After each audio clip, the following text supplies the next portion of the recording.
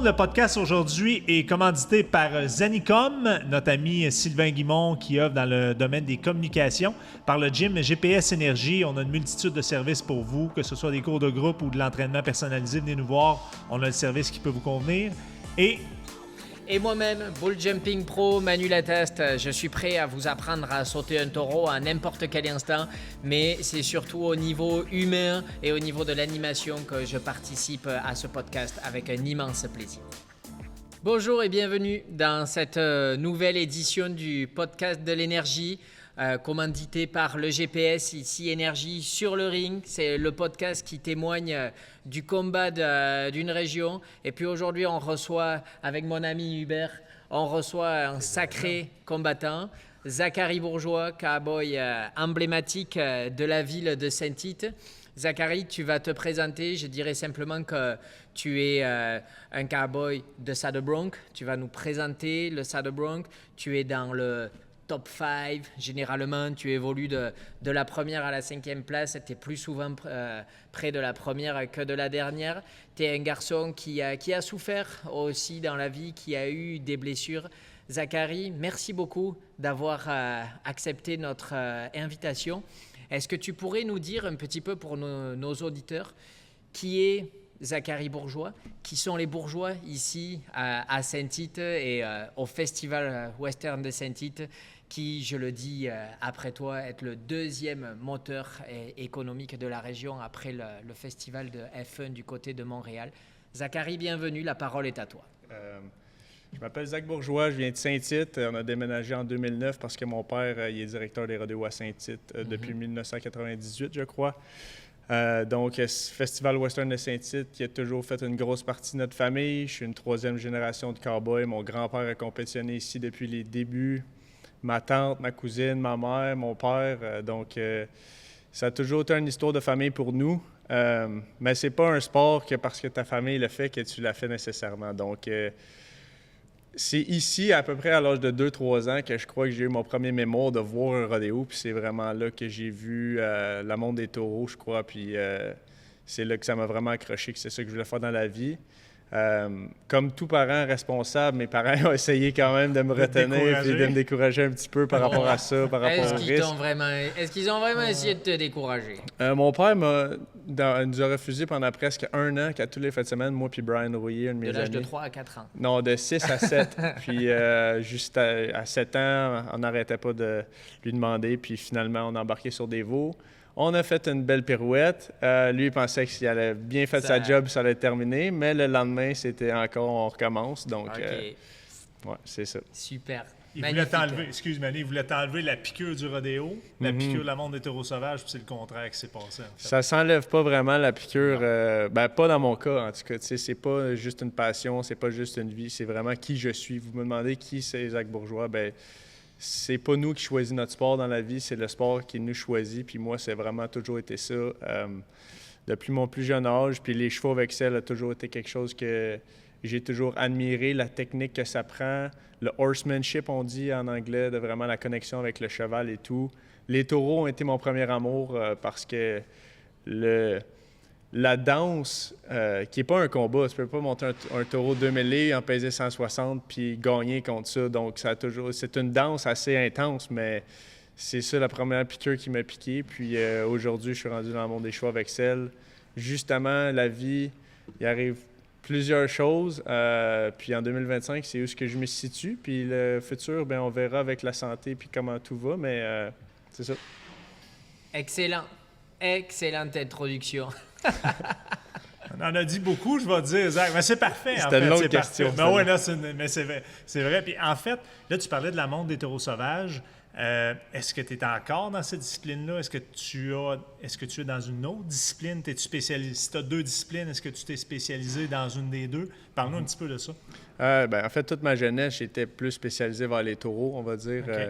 En 2021, je suis parti pour aller au Texas pour vraiment être professionnel dans les taureaux. Okay. Je me suis déchiré le tendon de l'adducteur. J'ai eu une opération quelques mois plus tard qui, 1 an après de la réhabilitation, le premier taureau que j'ai rembarqué à Chambord, au Québec, ici, j'ai remporté le rodéo, mais ça l'a déchiré le premier bond en dehors de la sortie du taureau.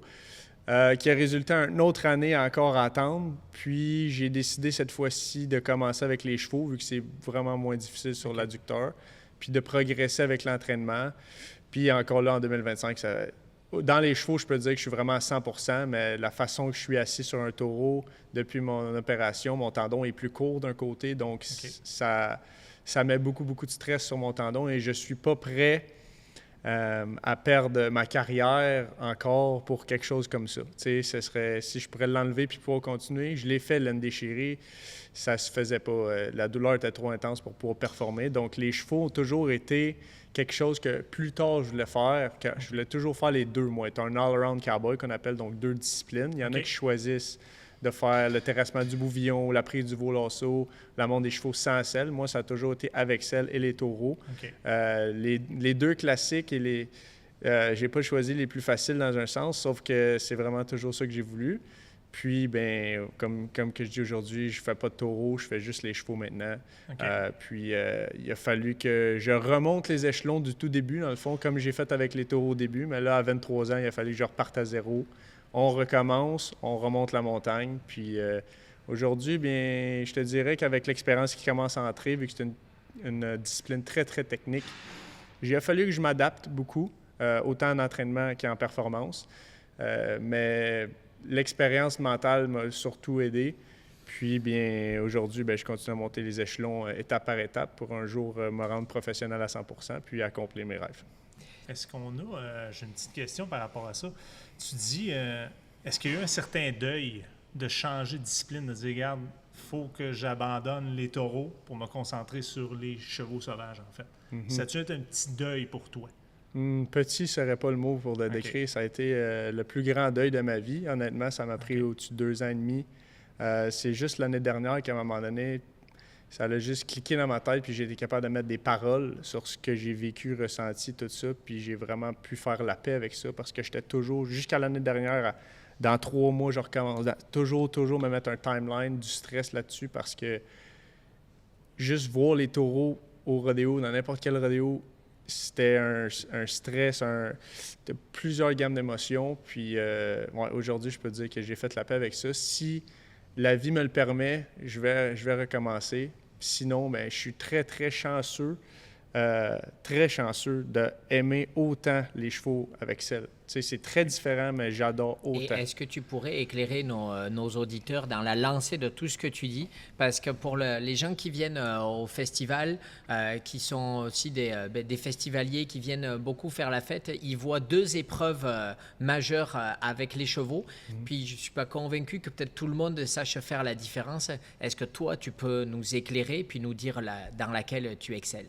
Ouais, en fait, elle qui débute toujours les rodéos, c'est la monte des chevaux sans selle. Donc, c'est une poignée avec une main gantée que les gars, eux autres, leur motion, ça va être les pieds dans le cou du cheval, remonter leurs pieds vers la sellette pendant 8 secondes, avoir le contrôle de l'animal, donc suivre le rythme, etc. Nous, on est sur une selle, on a juste un câble qui est relié au licou de l'animal, ce qui veut dire que les gens ne remarquent pas souvent ça, mais le milieu, on va dire, ma main, je peux décider de l'amener par là, par là. C'est vraiment beaucoup de ballons. Il faut rester vers l'arrière. La chaise berceuse. La chaise berçante, mais en même temps, il faut être toujours à l'avant du cheval. Quand tu suis l'émotion, c'est pas vraiment ça, la perfection. On voit pas... Au Québec, ça s'améliore le niveau, mais je veux dire, pour vraiment avoir une monte parfaite de chevaux avec selle, c'est vraiment dans les calibres professionnels aux États-Unis ou à Las Vegas, au final du monde. C'est là que tu vois que le gars a total contrôle.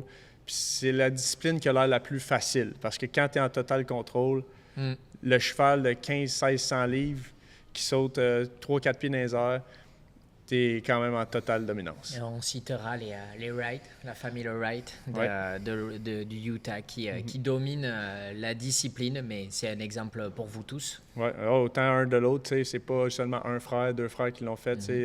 Ils ont été 8 dans la famille à faire les finales du monde, donc 6 qui ont été champions du monde et toutes à multiples reprises. Donc, c'est une famille, on peut dire qu'ils ont compris comment faire ça, c'est sûr. Dis-moi, on va passer de l'autre côté du miroir. Tu nous as parlé beaucoup de techniques et nous, on voudrait aller chercher un petit peu le côté humain. Ça serait bien que tu ne mettes pas 15 minutes pour répondre, non. Mais parce que On aurait peut-être juste une autre question après ça, la question qui tue, mais je sais que c'est ce qui te caractérise et c'est ce pourquoi tu es ici dans ce podcast de l'énergie. Toi qui as souffert, toi qui as aussi eu, je crois, un petit peu de pression familiale, tu pouvais pas ne pas faire du rodéo. Comment te prépares-tu mentalement? Est-ce que tu as quelqu'un qui t'aide? Est-ce que tu fais avec des tutos? Est-ce que tu as plusieurs recettes? Mais qui est le Zach Bourgeois derrière celui que l'on voit sur les chevaux? Ça va être difficile de répondre en 2 minutes. En moins de 15 minutes. Oui, c'est une recette qui a changé, évolué au travers des années, comme tous les athlètes. Parce que être un athlète et travailler aussi fort que les autres, tout le monde est capable. Sauf que si tu veux vraiment être le meilleur, il faut que tu trouves des façons. Oui, j'ai eu des coachs. J'ai encore un coach maintenant qui est au Montana, elle, coach mental. Mais c'est vraiment c'est vraiment pas quelque chose que j'ai choisi. Mm-hmm. C'est quelque chose, toi puis moi, on se ressemble là-dessus. Tu dis, j'ai souffert. Il n'y a personne qui a accompli des choses incroyables qui n'a pas souffert. Mm-hmm. Je suis heureux d'avoir souffert parce qu'il y a des gens qui n'ont même pas la chance de souffrir dans la vie. Puis ça peut peut-être paraître intense à dire, sauf que c'est ce qui fait que tu peux te développer puis devenir une meilleure version de soi-même. J'adore c'est dans la souffrance qu'on grandit. J'adore la pression, j'adore les obstacles parce que ce qu'il y a de l'autre côté de ça, c'est que tu n'abandonnes pas.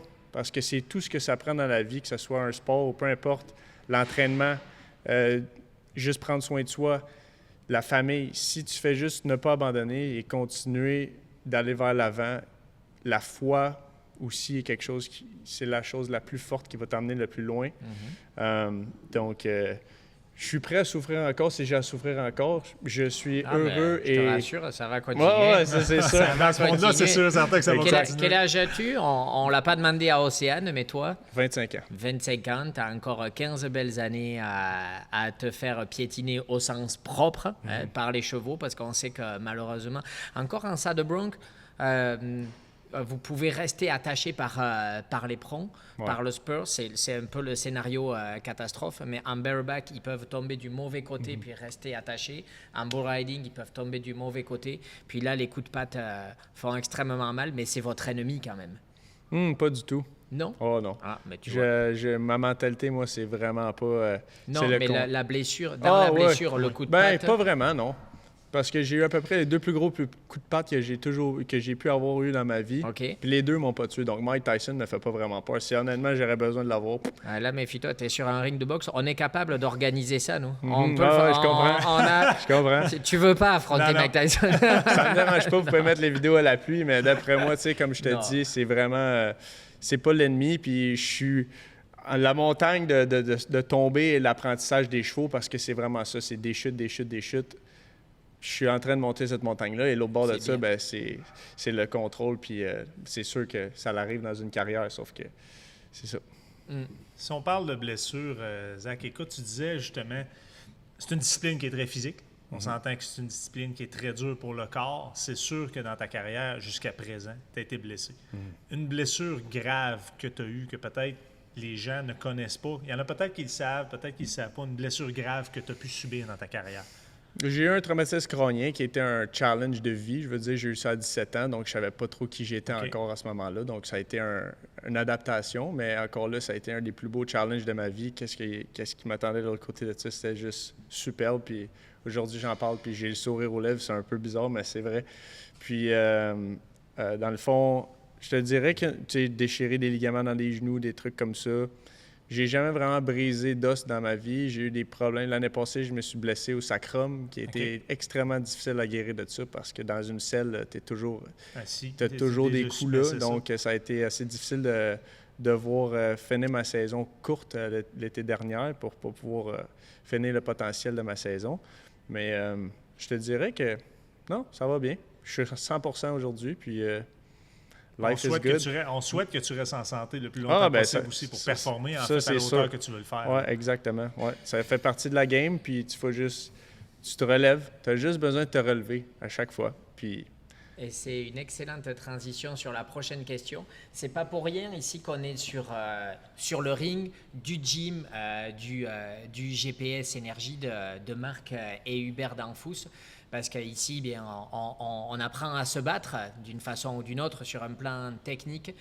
Mais ta carrière, je connais la réponse, mais j'aimerais que tu la partages avec nos auditeurs. Est-ce que c'est un hobby? Est-ce que c'est une passion ou est-ce que c'est un combat pour toi? Je dirais pas un combat, mais ce n'est pas... Zach Bourgeois n'est pas seulement un athlète de rodéo, un cowboy, mais c'est dans mes veines.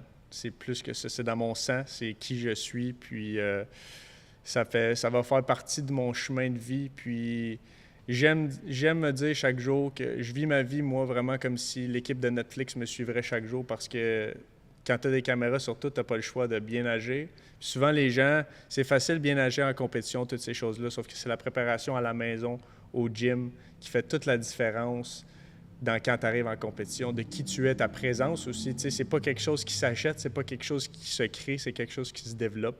Tu sais, ce ring-là de boxe, à 9 ans, justement, j'ai commencé à faire de la boxe ici, puis ça a développé quelque chose en moi que, oui, tu as besoin d'avoir...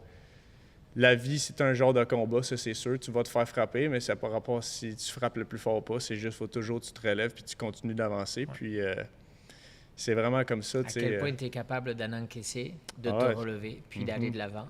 Toujours. Et nul mieux que moi ne peut te... Exactement, c'est vrai. C'est vrai, avec 20 ans de plus d'expérience que moi, c'est exactement ça. Pas 20 ans d'expérience, non, mais avec une carrière qui a ton âge. Ouais. Avec une carrière qui a ton âge. Voilà. Et puis, je te souhaite la même carrière parce que toi, t'es monté sur des veaux si tôt que quand tu arriveras à 40 ans, tu auras 30 ans de carrière passée.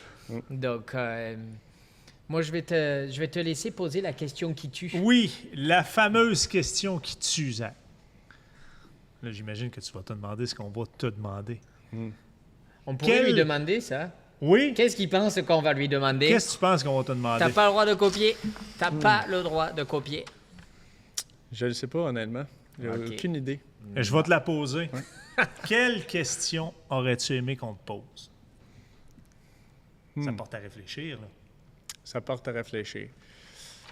La question que j'aurais aimé qu'on me pose, c'est est-ce que tu penses que ça va être aussi dur?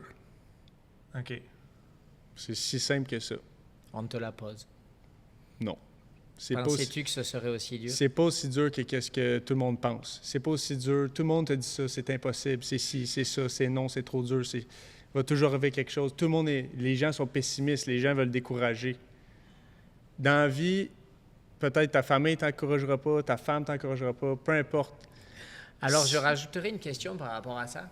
Parce que en ce moment, en plus, en arrivant, depuis plus de 35 ans, les gens me disent « Quand est-ce que tu vas arrêter? Quand est-ce que tu vas arrêter? » Puis au début, je prenais ça pour de la méchanceté, ensuite pour de la bêtise. C'est un peu des deux, peut-être, mais je pense surtout que c'est parce qu'ils ne se rendent pas compte. Pour eux, ça va au-delà de leurs limites qu'eux-mêmes se sont fixés. Et c'est pour ça qu'ils nous posent des questions comme ça, parce qu'eux-mêmes ne seraient pas à aller aussi loin. Personne n'a envie de se faire brasser comme tu te fais brasser sur un cheval ou au niveau local comme Tim Brunel se fait brasser sur un taureau. Personne n'a envie de sauter un taureau, de se faire casser la figure. Personne n'a envie de se faire casser la figure sur un ring. C'est pour ça que les gens pensent que ce que l'on fait est dur parce qu'ils n'ont pas notre psychologie. Ça, c'est sûr, mais aussi une autre chose, la peur. C'est pour ça que je vais en venir, parce que moi, je parle pas je parle pas à l'élite des athlètes en ce moment. Je parle à la majorité des gens, de la population. Ne laissez pas la peur briser vos rêves, parce que la seule chose, il n'y a aucun obstacle qui pourrait vous arrêter. Même pas votre père, même pas votre mère, peu importe dans la vie. C'est si juste vous décidez d'abandonner. C'est la seule façon que quelqu'un peut pas réussir. Il n'y a aucun échec qui est aussi fort que la peur. Donc, il faut continuer. Tu as le mot de la fin. Mon ami Zach, ça me fait plaisir au niveau personnel de t'offrir la casquette Bull Jumping que j'espère tu porteras fièrement 100%, merci beaucoup, dans les rodéos. Yes. Et ce podcast est offert par le gym GPS Énergie. Nul mieux que toi ne peut en parler. Oui, le podcast est vraiment commandité par le gym GPS Énergie. Mon ami Manu Bull Jumping Pro et notre ami Sylvain Guimont Zanicom qui est avec nous à l'enregistrement. Sonorisation, il est avec nous. C'est un très bon partenaire également. Zach, un gros merci. L'entrevue a été pas l'entrevue, mais le podcast a été plus court. Écoute, on n'aurait pas en parler pendant 2 heures, je pense. Là, je veux dire, les questions, on ressent ta passion aussi pour ce sport-là. Puis vraiment, un gros merci d'avoir participé au podcast. On t'invite à revenir t'entraîner Oui. cet hiver. Tu gagnes une soirée gratuite pour le cours de ton choix. D'accord? Parfait. Et on espère te retrouver. Puis on est en cours de saison. On s'approche tranquillement du Festival Western de Saint-Tite. On vous invite à venir voir compétitionner Zach. Oui. Peut-être moi-même aussi. Au passage, je serai là un soir surprise. Prenez vos billets. Vous verrez si il y a Manu ou pas. Zach, on te souhaite le meilleur. Tu as été celui qui a incarné notre thème rodéo masculin. Et quelle incarnation. Merci infiniment et bonne saison à toi. Merci à Merci, vous, les gars. Zach. Merci beaucoup.